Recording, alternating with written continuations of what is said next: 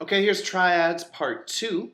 Last video I showed you we got G, and then G, and then G, and back to root position. And there's 3 notes of a triad.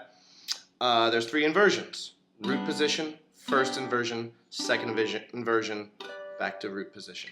So here's my G, but you know what? There's another G right here in there. In fact, it's almost a little easier than to have to mute that string out or ignore it or not get the open string and screw it up on different frets. G, so here what you can do with an inversion is here I went G, B, D, and then I went B, D, G. So now the G been on the bass, but now the G or the root is on the top up here. Well, I could do the same thing here by just going 2, 1, 1. Just a little piece of a G chord, right? Remember, this is your bar chord. This is your singer-songwriter bar chord. This is your little baby bar chord. And these are the top 3 notes. So this is B. So right there, that's when you're smiling. And then I just invert these puppies. B goes to D, D goes to G, and G, Country Roads up to the 3rd. So I could do this chord, which is an open D shape down here, but the root is in the middle. I could also finger it this way, so that way I'd have 2 noodle fingers. I could do other things with these notes now that I've got 2. Anytime you use 3 fingers, now I can only use 1 noodle finger. If I can use this as a ba and put my birdie in the middle, then I can got 2 noodle fingers. So that would be, if this is first inversion, because you start with a B, D, G. Second inversion, D is the 5th is in the bass. And then all the way up to what would be a first inversion. 12, 12, 10. So now I can go between these 3 chords, right? And then you want to find your C chords. C, C, C. It's the same principle, 5, 5, 3, 7, 8, 5, 5, 3, 9, 8, 8, 12, 13, 12. And then we do D chords. Down here, open D, remember I'm using the ba. 2, 3, 2, 7, 7, 5, and then 11, 10, 10. And if I'm in the key, so here I could go G, C, and remember use 3 different shapes, one for each chord. G, C, G, D. You see that same voice leading. Half step, whole step, common tone, back to G. Whole step, common tone, half step. So you want to go G to C, G, D, G to C, G to D. And if you're on electric or cutaway, you could do all that stuff up here as well. Cool. Let's move to the key of D. The 1, 4, 5 in the key of D would be D, G, and A. So you need to learn your A triads as well. We've already done Ds and Gs. A triad would start here, open, you know, it's just out of an open A, just playing the top 3 strings. A, and that's out of the E bar chord shape. And then A, which is really out of the C bar chord shape, or the D bar chord shape if you're doing the Here Comes the Sun. Right? Cool. And here I'm going to do a little Pink Floyd song called Run Like Hell. It's off the wall. And what he's going to do is keep a D pedal here. He's going to go D, A, same chord down to G. Here's a D chord. Stay right here and do an A. Move that chord down to G. And then you do a D chord with an open string. Right? Same chord. Remember, I don't like to use the same chord, but when I'm moving down, it sort of makes sense. And I guess the last chord. But it's all with a D in the bass. D.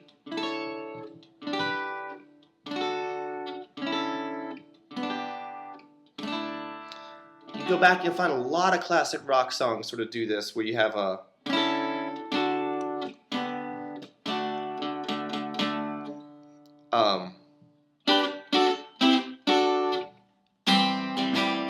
Stairway to Heaven. And it makes me wonder. Sorry, E minor. And that's all over like an A.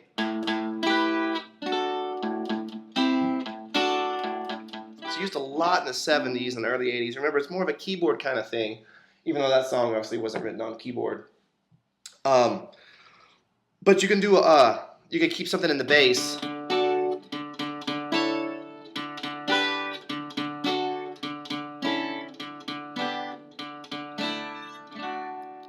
You'll notice that in a lot of classic rock songs. So we had this G chord, and rather than moving it this, we're going to have two ways to do this stuff on the guitar. Horizontally or vertically, going up and down. So if I want G, B, D, the next inversion is B, D, G. But I could have gone G, B, D. I could have gone, the thing which invert means to flip around, so I take the bottom note and put it on the tippy top. And so rather than move all the way up here, I could just go here. See, I'm getting the melody note there, and then the melody note on the tippy top. And that's Here Comes the Bride. But I could also do this the opposite, meaning this D note could go down to this D, because this will be an octave. Remember, our octave relationships here are a little bit different. G to G, 4th string to the top string. D to D, 5th string to the 2nd string, still 1 fret apart. Here is going to be a little wider, so I'd probably use my pinky. A to A. So we already had our octave relationships, 1 and 3, and then they got wider here. Well, here, the two top ones are close, and then, but there's only 3 octaves. You run out of room quicker because you have to skip 2 strings. Skip 2 strings. Skip 2 strings. Skip 2 strings.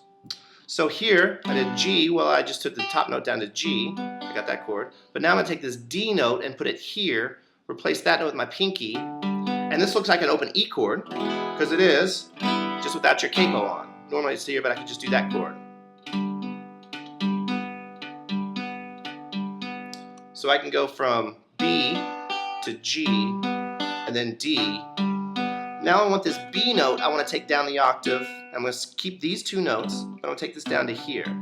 Sorry, that's one of the bad things about this chord, is if you play the 3rd string, it's going to screw it up, because that's supposed to be the note in the chord. And if you play this note, that'll make it a sus. Right? Which is cool if you're playing Pinball Wizard.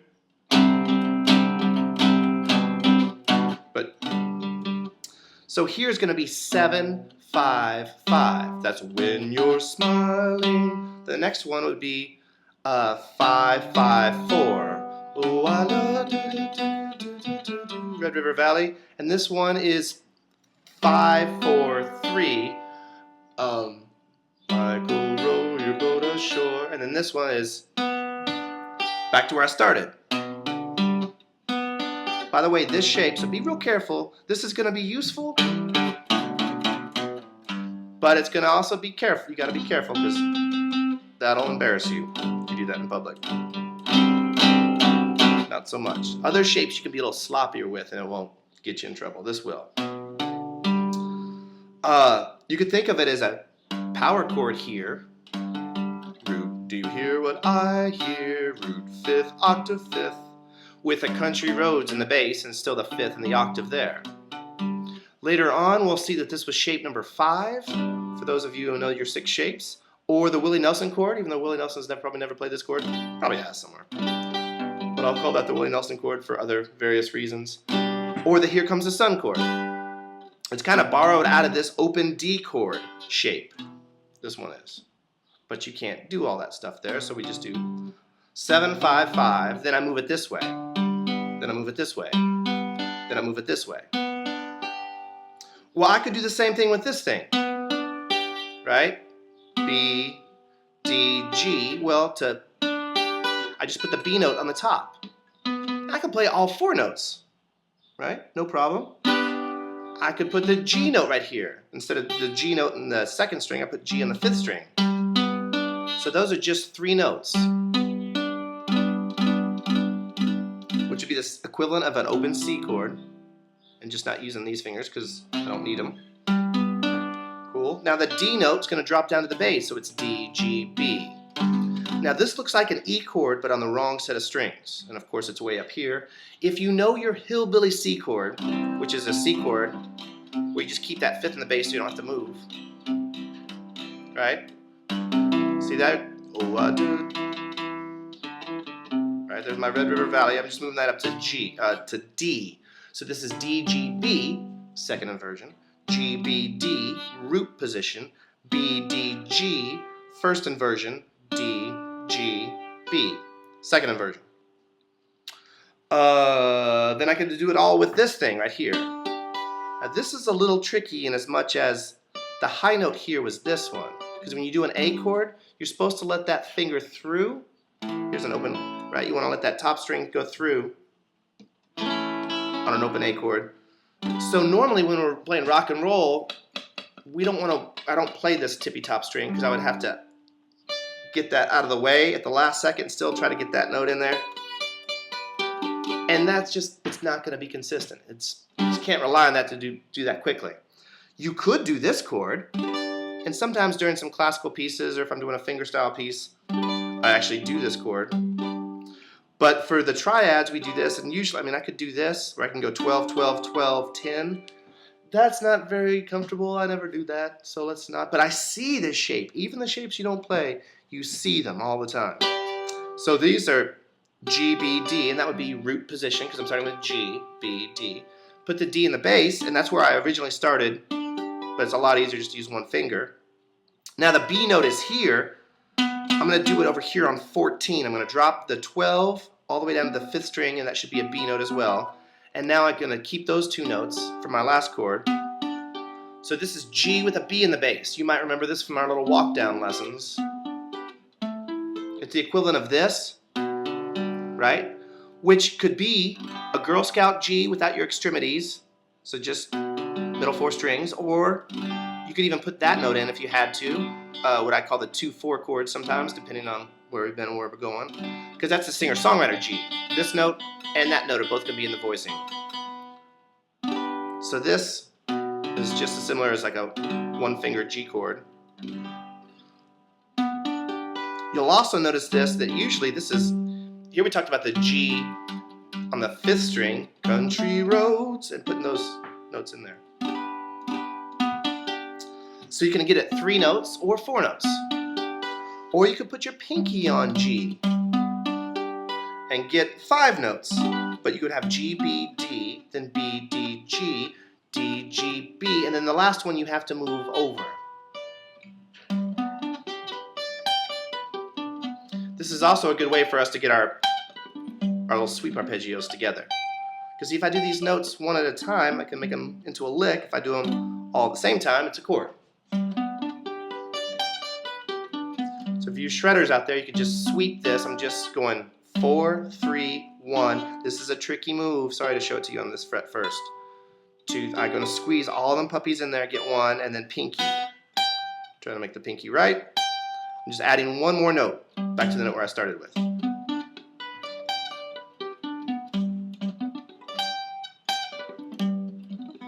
And I'm just sweeping that arpeggio so I don't have to pick each individual note. Sorry.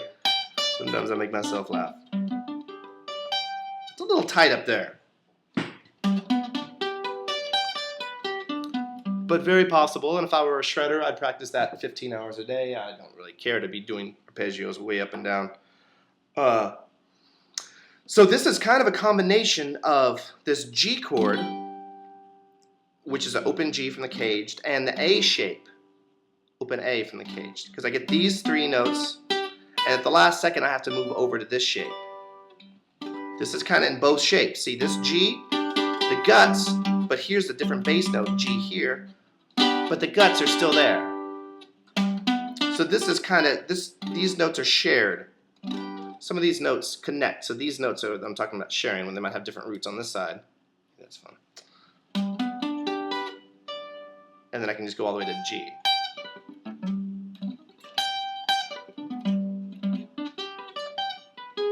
Sorry. G. The next shape down here, well, this is the one that's, you don't have to use 2 shapes, because here I use 2 different chords to come out the arpeggio. It's going to go from here to here, so it's kind of going this way, going backwards while it's going up. This one's going to be perfect though. I've got D, G, B, G, B, D, So I can take as much or as little of this chord as I want to. Cool. Then the next shape starts with the D shape from the caged and then moves into the E shape.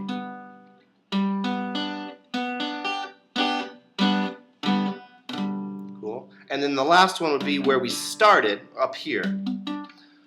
Here's why I didn't do it down here. B, D, G, D, G, B. The last one would be G, B. The note I need is D, which would be a -2 down here. Because this is an open E. E flat would be somewhere down here, and then D would be down here. When I did it up here with the octave, you could see 12, 12, 10. Well, that was my -2 down here. So you can't really do it there. Sorry about that. But what you should also do is, so I got my triads together this way. And realizing that there's sort of two shapes here, this shape and this shape that sort of combine to go this way. This shape is perfect for whatever reason. It just goes straight up the way it is, just kind of a coincidence. And then this shape, you're going to combine the D shape or the stretchy or the Here Comes the Sun, but open D shape with the open E shape, open E, to get this.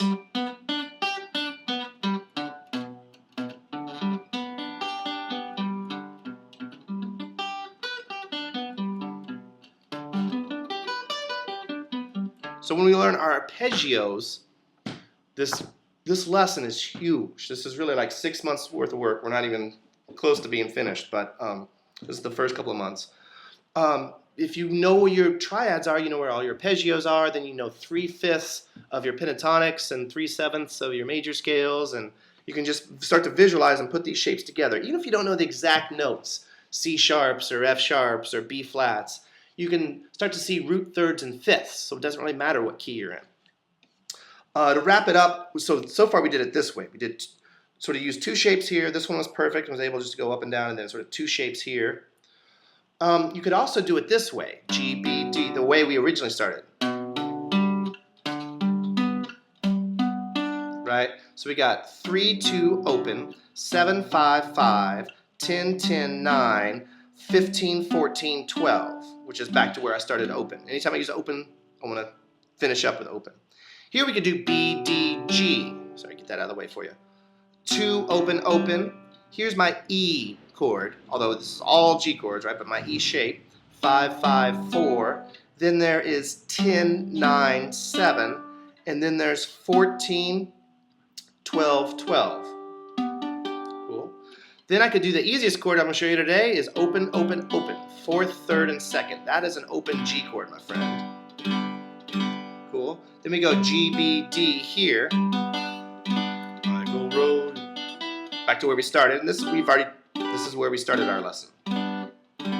Then the next one would be B, D, and that's that -2 that I can't get. So I ignore it there. I start here with 4, 3, 3, and we did these already. 7, 8, 7, and then here's the one that I couldn't get open because a 10 would be a -2 open, and then I can end back up with, cool. So you want to get your triads together this way,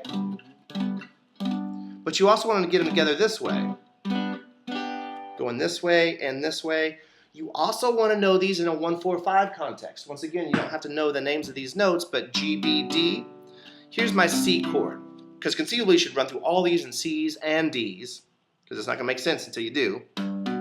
G, B, D, G, C, E, and then D is 2, open, open. Cool. The next one would be G is the 7, 5, 5. C is 8, 7, 5. Back to G, 7, 5, 5. And then the D is going to be this one.